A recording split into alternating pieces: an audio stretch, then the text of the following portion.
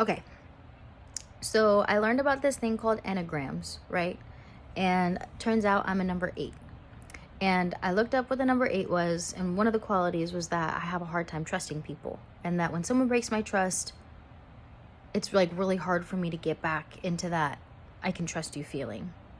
And now I'm in this part of my adulthood where like I I've forgiven my mom, I've forgiven like my family for stuff and like created distance if I needed it and whatever, right? I'm a pretty private person and I like to keep things to myself. I mean, I'm on the internet right now, so I don't know how private I actually am, but it's like I just keep I I just keep people at a distance because I've just learned that's the safest way for me to move and operate, right?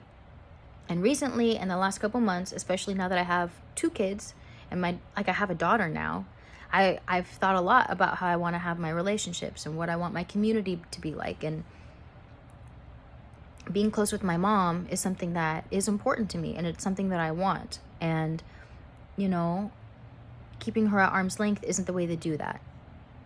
So, I shared information with her about my life and she ended up sharing it with someone else. And I was just like frustrated by that and it hurt my feelings. And I texted her and then she called me and we talked about it. And I was just like, I just want to fall in love with you again.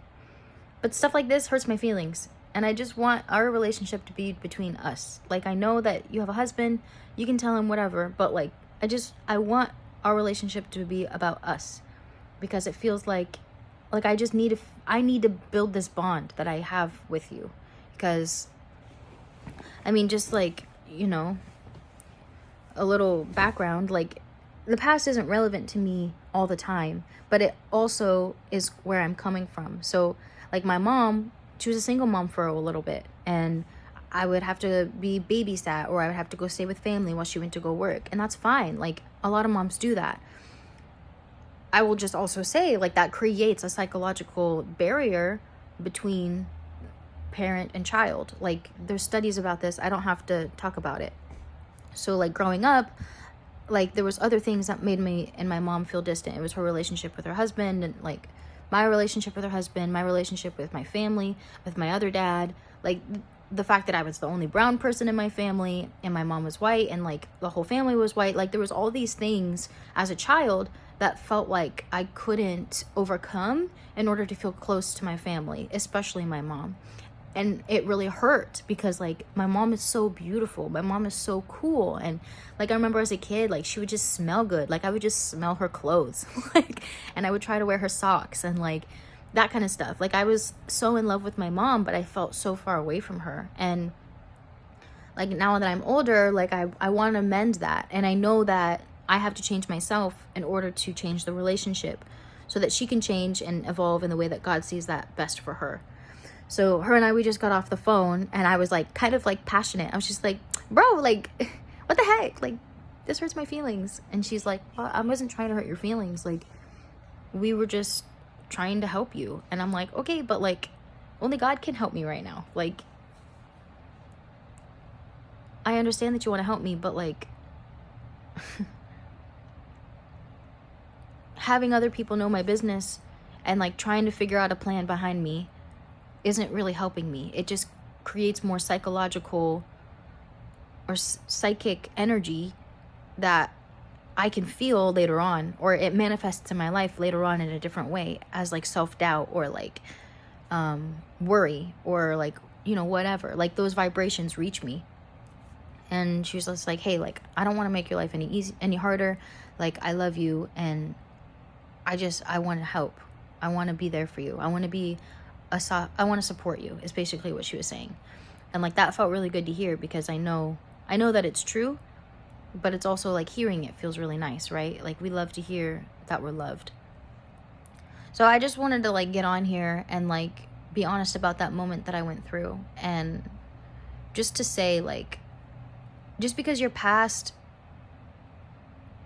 was damaging doesn't mean that it has to keep damaging you. Like, I'm a low battery. You can transmute it. And like, my mom, she's not like toxic. Like, she's not abusive, she's not whatever. I mean, she's a woman, and we all have our own things, right? Like, we all have our own faults. And I know that other people's moms, like, they do have toxic moms, or they have moms that are drug addicts, or they have moms that are sex addicts, or they have moms that are neglectful, and the list can go on. My mom's not anything like that. It's more just like my mom and I both had to figure out when we were adults how to navigate emotions and how to navigate closeness and like intimacy with each other. And that like whole thing is like kind of difficult, like when you don't really know what you're doing. And she even said, she's like, I don't know what to say. And I was just like, okay, bottom line is I love you and I want to fall back in love with you again. This thing hurt my feelings. Can we just like not do that moving forward? And she was just like, yes, like I hear you, cool.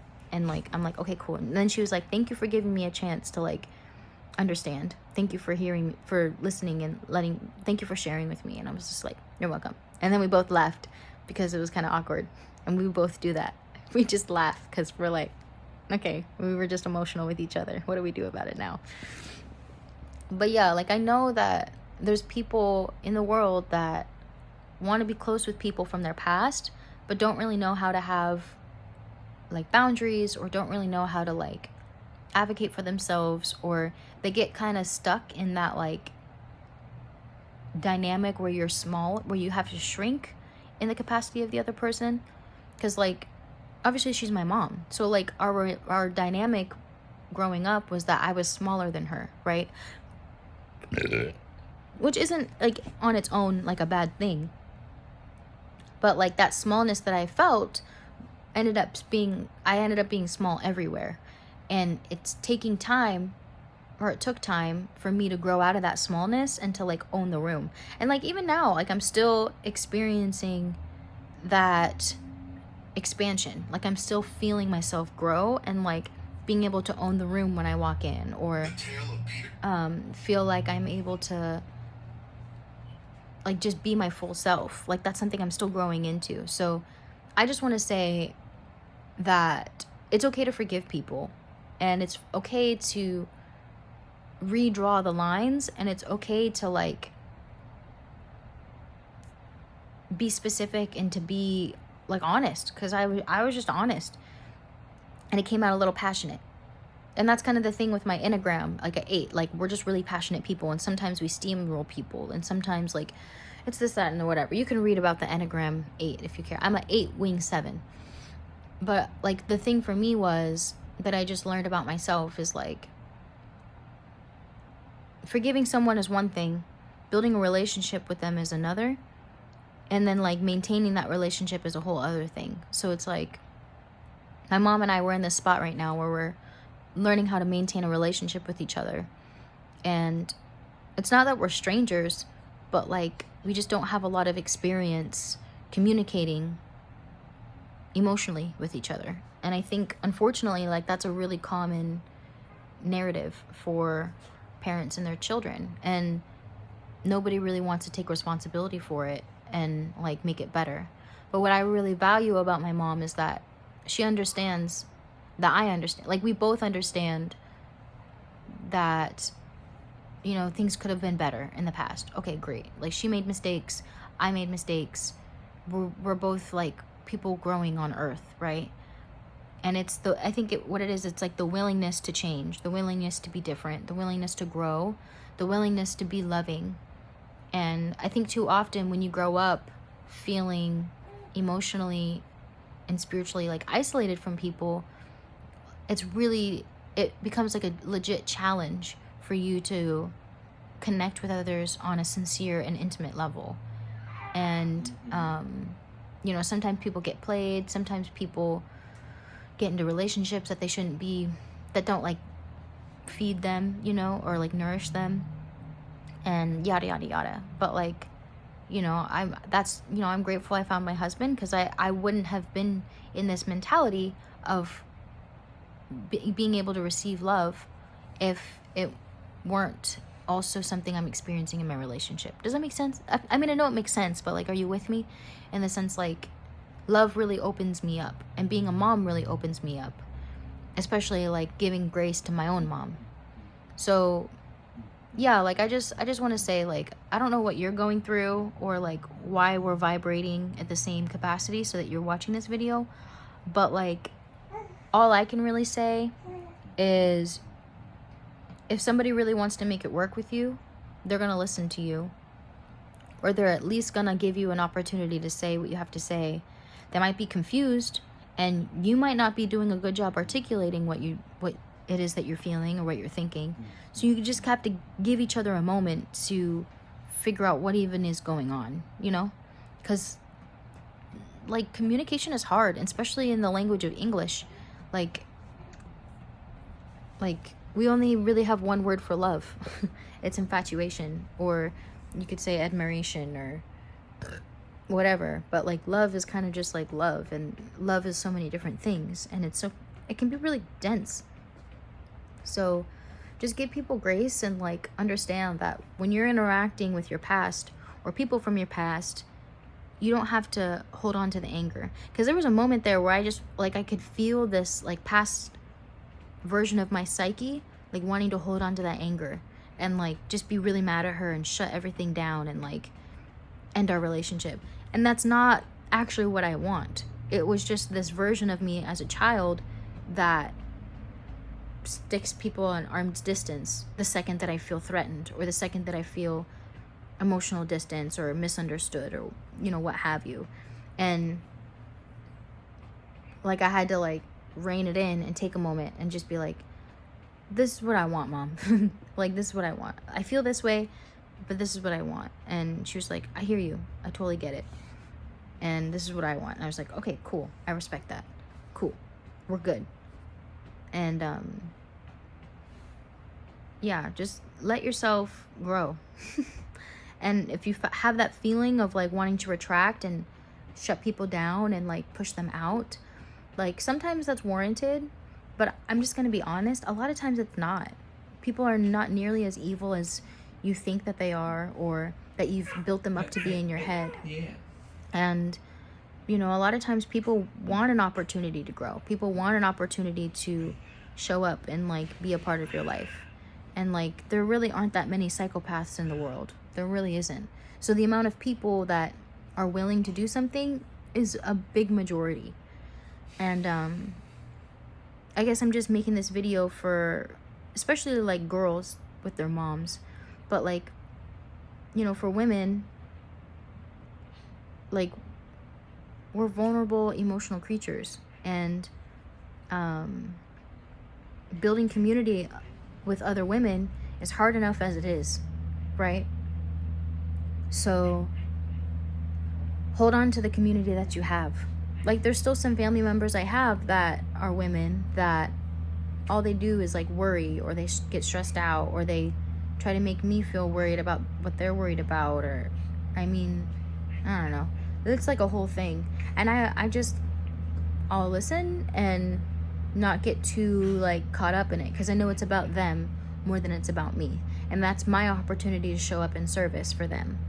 And, you know, just because they're from your past, and if they're toxic or if they're like manipulative or whatever, like you just have to be self-aware, and like you can have relationships with these people. Like I know the internet is like, oh, they're a narcissist, you gotta shut it down, or you gotta cut them off, or you gotta cancel them. And it's like, I mean, sure, like if the relationship is really dangerous, but the amount of relationships that are actually dangerous, like I don't feel like it's that common. I feel like it's what is probably more common is people don't know how to evolve out of that tension of anger or discontentment with the other person. They don't know how to be really honest in a loving way, and they don't know how to have boundaries, and they don't know how to set expectations. And that's something that like I've been practicing with myself, with my husband, with my kids, you know, mostly my son. My daughter's like perfect. She's never gonna make me upset. But yeah, like I just think what's probably more common is people's inability to engage with relationships that are turbulent or tumultuous. Like okay, if someone's a narcissist, they're a narcissist. It doesn't mean you have to shut them down or you have to kick them out of your life. It just means you have to be self-aware and you have to know who you are and what you want and how to communicate that. And sure, like that in and itself, those three things is like I mean, it's simple, but it doesn't mean that it's easy, right? And I'm just saying that, like, just make the simple choice. Don't make the easy choice, make the simple choice, because it's easy to cut someone off. It's so easy. Like, you literally just never talk to the man, and that's easy. But over time, it becomes a harder like that easy choice becomes harder because you're missing out on that opportunity to grow and to move through the karma that you would be experiencing by having that relationship with that person. Like, that karma is going to elevate you and help you become a better person in this life and then in the next ones that you have.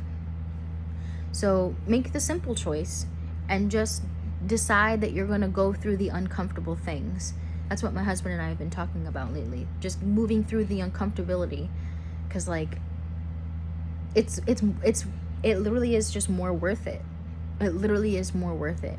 And I know that humans and, you know, water, we tend towards the path of least resistance. So something easy might seem like least resistance, but I'm telling you right now, the thing that's least resistance is moving towards the simple thing. Just because it's simple doesn't mean that it's easy, but it's going to be worthwhile and it'll make you better overall. Like, it'll just make you better. So yeah, I feel like a lot of girls on the internet, I see them talk about relationships and they're just so about like cutting people off and canceling and like, oh, you're toxic, I'm not gonna talk to you, blah, blah. It's like, how can we make the world a better place if you're being toxic about someone being toxic? That's not love. That's not godliness. That's not Christ living. That's not love. And like, love doesn't always mean I'm gonna be a yes man, or I'm gonna be submissive, or I'm just gonna pretend that what you said doesn't bother me. Or like, love is holding people accountable. Love is being honest and being firm. Like, if I see you doing something that I don't think is right, like, I love you enough to tell you, and you should love me enough to understand that I'm saying this not to hurt you, but to help you grow. You know what I'm saying? So like, that whole thing with my mom, I was like, what am I learning from this situation? Like, why is this situation happening right now? And like, ultimately, like I get why she's just worried about me, you know? Like, we're out here. My husband got fired from his job because he doesn't believe in transgender people going into the women's bathroom, and they fired him because they need someone who believes in that propaganda to be the manager at a sandwich place. Y'all make sandwiches. Y'all be dealing with roast beef. Why does it matter? Our beliefs on transgender stuff. Anyways, so yeah, like, we're out here and we're doing our best, like, figuring out how to stay afloat, trusting God, following our momentum. And I know that she was just reaching out, you know, to find a way to help me in my situation. But I told her, I was like, but that's not your job anymore. Like, that's my husband's job and my job to figure out our situation. And I know where my family is that's close. And if I need to go there, I will. But there's a reason I'm not there, right? Like, there's a reason I'm not going there. There's a reason I'm not telling them these things and these things. Like, you're my mom. I want to be close to you. This is what I have going on. So, yeah, like, I just wanted to say that don't trust all these people on the internet that are trying to make you cut people off.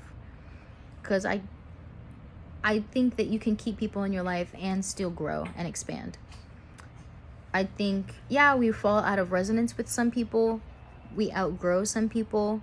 But that doesn't mean you always have to leave them behind. And you really just have to make the choice. Is this someone that I want to keep around? And for me, absolutely. Like, I want to keep my mom around. I love her. I think that she's, like, really cool. And, like, just like anybody else, we're all misguided in different things. And, you know, like, she has her ways about stuff and I have my ways about stuff. So it's like, instead of just shutting down and retreating, which is like my go-to thing, I just chose to like go into it, you know, and just be honest with her about what I wanted and what was going on and how I was feeling. And I think more often people need to do that and not try to like make the situation more messy by being angry. Because anger is actually sadness, if you think about it. If you're angry about something, chances are you're actually just sad about something, and you don't know how to engage with that sadness, and it makes you feel so vulnerable that anger is the only way that you feel like you can protect yourself, right? So yeah, those are my thoughts for today. And also, look at my hair. No, you ready for mama? Look at my hair. She voluptuous. Okay, I'll talk to you later. Ciao. Be nice to each other and yourself. Okay, I love you. Bye.